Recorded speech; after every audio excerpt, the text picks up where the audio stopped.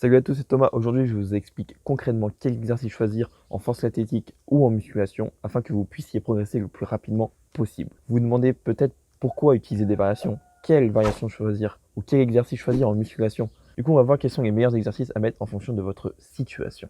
Parce que la dernière chose que vous voulez, c'est utiliser des exercices au hasard au risque d'avoir des résultats hasardeux. Lorsqu'il s'agit de vos mouvements de force, vous avez le choix entre deux mouvements, ceux de compétition et les variations.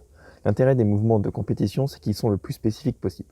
Si vous voulez une meilleure deadlift, vous allez faire du deadlift et pas du poney. Les variations ne sont pas à négliger non plus, puisqu'elles vont permettre 1. D'améliorer votre technique et corriger vos points faibles, 2. Diminuer le risque de blessure. Effectivement, lorsque vous répétez tout le temps le même mouvement, l'usure arrive beaucoup plus rapidement. 3. Favoriser l'hypertrophie. 4. Apporter un facteur de nouveauté au corps. Si vous faites tout le temps le même mouvement, votre corps s'habituera plus rapidement à ce stimulus et vous stagnerez plus rapidement. Par exemple, si vous faites 3 squats dans la semaine, faites un squat en compétition, un squat posé et un squat en barre haute. Et 5. Éviter la monotonie.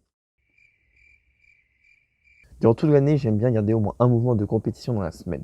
Mais s'il s'avère que j'enlève, je le remplace par une variation très proche. Par exemple, j'enlève mon squat de compétition par un squat posé. Nous avons vu les avantages des variations, maintenant voyons comment et lesquelles intégrer. Il faut savoir qu'en powerlifting, il y a deux saisons, le hors-saison et la saison. Et en fonction de cette saison, les variations vont être utilisées pour des raisons différentes. Donc en hors saison, prenez des variations qui permettent d'améliorer votre technique, corriger vos points faibles et faire du muscle. Lorsque vous voulez améliorer votre technique, prenez des exercices qui ralentissent le mouvement, comme des squats tempo ou des squats posés. Pour les points faibles, utilisez des mouvements qui permettent d'accentuer la position où vous êtes le moins fort. Par exemple, si vous n'êtes pas très bon en bas du mouvement au squat, utilisez un squat posé où vous passerez votre temps dans cette position. À la fin de la vidéo, je vous montrerai un tableau avec les exercices à choisir en fonction de vos points faibles. Mais faites attention, avant de dire que c'est un point faible, vérifiez toujours votre technique. Par exemple, un haut du dos mal placé au début au deadlift peut causer un mauvais verrouillage. Pour l'hypertrophie, on préférera des variations avec plus d'amplitude, car ils apportent de meilleurs gains par unité de volume. Par exemple, une série de 8 répétitions développé couché avec un gros arc n'apportera pas autant de gains musculaires qu'un développé couché halter pour 8 reps également.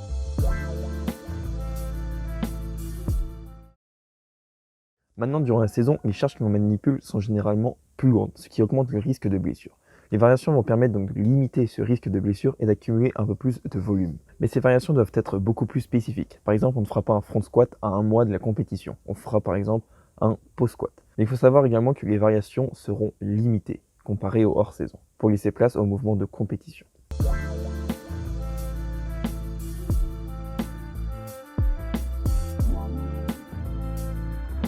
Alors lors des cas extrêmes, lorsque votre mouvement est complètement affreux, voire dangereux, enlevez-le pendant 1 à 3 mois pour laisser place à une variation qui permettra de le corriger.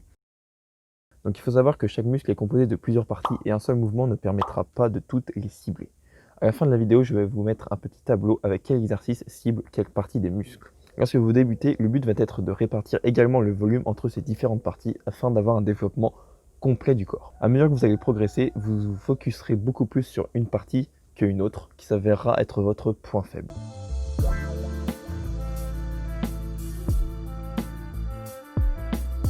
Si vous avez des questions, n'hésitez pas à me les poser dans les commentaires ou sur mon Instagram. Et si la vidéo vous a plu, n'hésitez pas à lâcher un petit like et à partager. À la prochaine. Ciao.